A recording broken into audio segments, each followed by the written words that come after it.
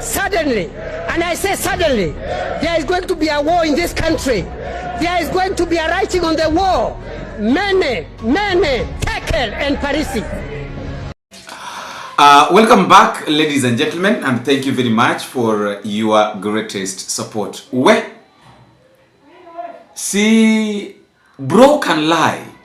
Hey, Mr. President can lie. You know, people normally talk about lies every now and then, that, oh, Mr. President is a liar, you know, William Ruto is a very big liar, he can lie, he has lied, he has done this and that. But it has never reached this point that the president is saying that in Nairobi, in Kenya, ikifika saa 11 ya jioni, anasema kwamba ikifika saa 11 ya jioni, kuna baadhi ya sehemu nyingi tu za nchi ya Kenya ambazo huwa zinakuwa na blackout kuanzia saa 11 mpaka mida ya saa 4 usiku. Kuna baadhi ya miji ama kuna baadhi ya eneo ambazo stima huwa inazimwa ili wahakikisha kwamba kuna sehemu zingine pia zimepata. So it means that during the day, not every part of the country of Kenya has got power. Wengine inabidi wengine wasubiri, wengine watumie stima mpaka saa 11 alafu baadaye they switch, like it's like ni kama mnafanya kazi in shifts. So fellow Kenyans, that is what I want us to discuss. And also another one that they've given 3 million as a ransom to just release someone from Ethiopia. But before we get deeper into those discussions, let me request you that if at all we are meeting for the first time, please don't forget to click the subscribe button. You can as well like, you can share, drop me your comment in the comment section telling me where you're watching this video from.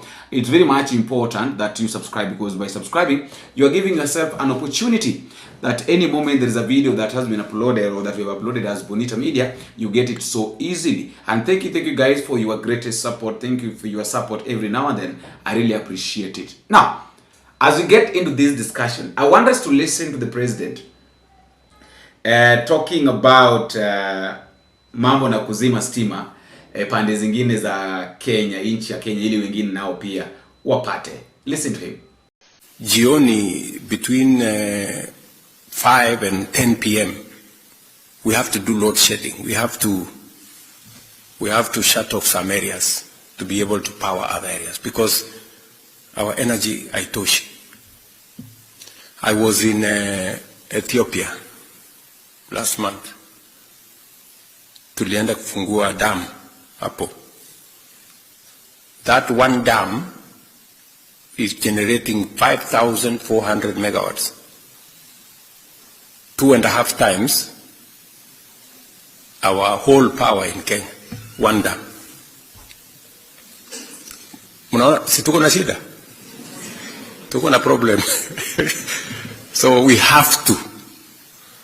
And we need about 1.2 trillion to do it. And we will find the money to do it. Mnanielewa? Yes. Otherwise, we will be left behind. Huyu is my technology advisor. AI, if we are left behind, tutakwama milele. So we cannot afford to be left behind this time. And AI is a huge consumer of energy. So we have to. And I have to tell you this. Simuliniambia, you are Kenya abroad. Yes, I have to tell you, because you have a stake in this. And then number 3, we have to invest in infrastructure. That is Mr. President, Dr. William Arap Samoei Ruto. He's saying that ikifika jioni mwendo wa saa 11, just like I've explained, there are some areas that was inakuwa na blackout. Let me ask this question. In this country, kila pahali kuna stima? I just want to ask, assuming that not every part of the country has got electricity. Watu wa Turkana kuna stima, hata kama iko na stima sana Watu wa mostly the northeastern part of the country. I don't think if the northeastern part of the country has got power, unlike the central, the eastern, the coastal, and the southern part. I don't think if ikona stima as such, right? The power is scarce. Sasa ni wapi ambapo au watu Kenya Power wanaenda wanazima stima? Hey. With all these lies, we're just hoping that this is the person that we are again going to re-elect. Of course, we know very well that we have got challenge, because the power is being consumed. Power is consumed at a higher rate. And there is something that he said, but this one I can confirm that yes, he's right. AI, the artificial intelligence, consumes a lot of power. But licha ya mambo na kuzungumza kuhusu artificial intelligence, wana mipango gani? Wakizungumza kuhusu artificial intelligence, mara nini, it consumes a lot of power, so it's like Kenya has got a very big problem. You went to Ethiopia, you saw how the Ethiopian dam, the dam that is built to produce power, works, or how the water that it produces that can serve people of Ethiopia. So wewe ukija hapo unatuambia jinsi ambavyo you normally solve this problem, which according to majority of us, it doesn't bring any change. Yes, wewe umeenda huko umepata opportunity, pengine unaangalia jinsi ambavyo unaweza ukapata hela. Maybe you've seen people that wewe ni kama wewe ni wash. Umeamua ukaanza kuwa wash. You want to wash people ili wakupe hela. But lying that in the public like that, it's not good. Another thing that he said was that the Kenyan government have paid have located Samuel Njagi, and they've paid a ransom of 3 million. Listen to William Ruto. A gentleman called Samuel Njagi Mbugu, who, if you have been following, was kidnapped in Ethiopia. I think it's a few months ago, actually in October. But the good news is that we've been working with the government in Ethiopia. Our ambassador has really gone out of his way. The Ministry of Foreign Affairs have gone out of their way. Finally, we have managed to locate Njagi, and there was a demand of ransom by the abductors. It is just terrible, of 3 million shillings, but the company that Njagi was involved in working for has paid that amount. We now have Mr. Njagi in our embassy in Addis, and we will take him back home. I mean, I just thought of mentioning this so that, we can all understand that as long as we have information about where you are, about what you're doing, the company you're working for, we can always be supportive and use the diplomatic channels and means to make sure that everybody is safe. And if you run into trouble, we can find ways of getting you out. Otherwise, I don't wish any one of you to get into any trouble. Please stay out of trouble, and I wish you well. May God bless you. Say hello to your families, and my very best wishes.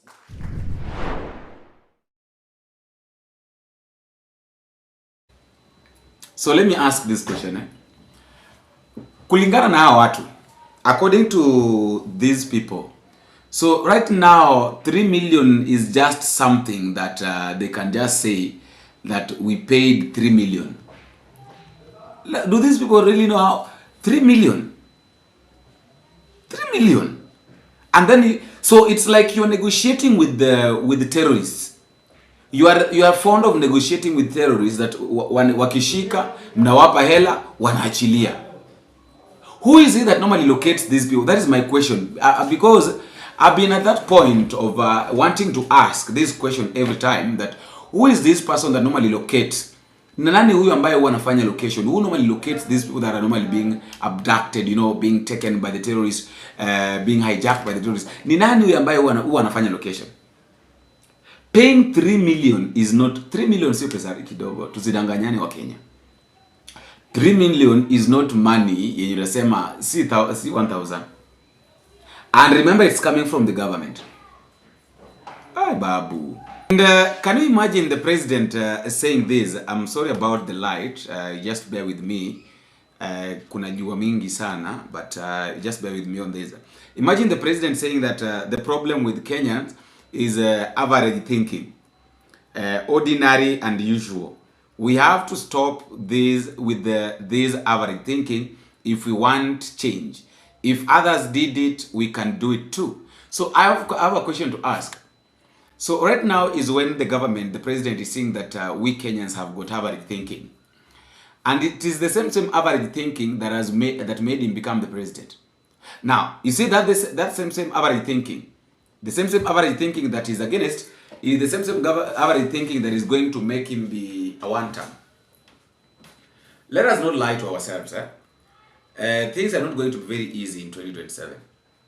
We are average thinkers, so let the average thinkers think averagely and do what is necessary. We are average thinkers, but we demand development. We are average thinkers, but we want change. With our average thinking, we really need to we really want to see things going on. You can't just say that we are average thinkers and yet there is nothing going on, you are doing nothing for us, and then you say that we are average thinkers. So you want to force us into things that you are the one who wants, instead of us, you know, I don't know, can't it be that the government just listens to what the citizens want and do exactly as is expected? Because, you know, once you come and ask people, okay, you people, what do you really want? You'll get different ideas. We want this, we don't want this. And from that, yes, you don't need to do everything that they've told you. You don't, and again, you don't even need to ignore everything that they've said. You can listen and pick what is required, do them, and then ignore what you feel like, no, this one is not necessary. Instead of now abusing, insulting people that they're average thinkers. It is so much shameful, right? It's so much shameful, and there is nothing that can be done on this, because that is the mentality that already is there. See, it's too much. Hii kitu simeenda sana. The last story is about Suluhu Samia Hassan. Let us jump a little bit and talk about it. Of course, we know very well that the president of Kenya is already in the list. Ako kwa register. William Ruto is in the register of the ICC concerning the 2007-2008 general election, post-elections violence at the course and all that, those who agitated it and those who really caused it to kuenea sana. And in fact, there was a time William Ruto himself was according to one of the accusations was that he is among the people wenye walikuwa naita Wakikuyu madoadoa, wakisema kwamba Wakikuyu lazima watolewe Rift Valley. According to the prosecution, I want us to listen to this name that came from one of the judges, if I'm not wrong, prosecutors actually. Removed.